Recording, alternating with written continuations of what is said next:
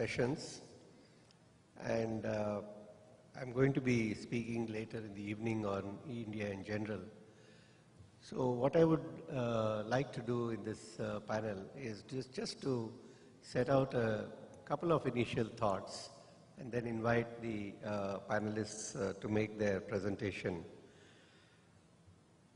All of us have seen the journey of e-governance in India from various different angles, different snapshots from different perspectives, be it from the perspective of a particular state or a particular ministry or a particular slice of time when we happen to have been associated with this.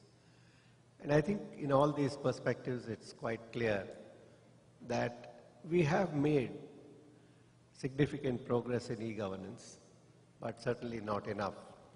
Nowhere near enough in terms of what is needed, what people want, or for that matter, even what the government has been aspiring for.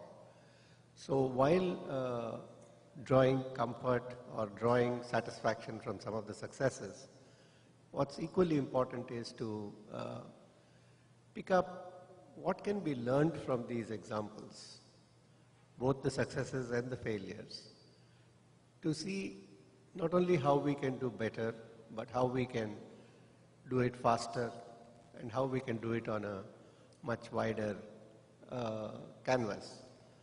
So the scale and the speed, which the Prime Minister often mentions, is really the next big challenge in e-governance. We know that many things are possible. We've seen some wonderful examples in the earlier sessions. We'll hear about some of them in these sessions. But I would venture to say that we need to look at not just the technologies and the solutions, but also how these were done, what were the processes followed for the deployment of these solutions. And is there a way that we can think of to really accelerate these processes within the framework of government systems of accountability and transparency? And how do we take advantage of some of the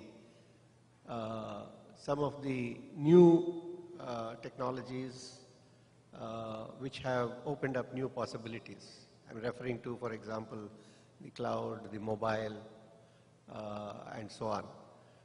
Is there a way that these advances can be used to simplify and accelerate the whole procurement process, to accelerate the process of horizontal spread of the success stories from state to state without the need for a very convoluted process independently by each state relearning the entire, learning the entire wheel?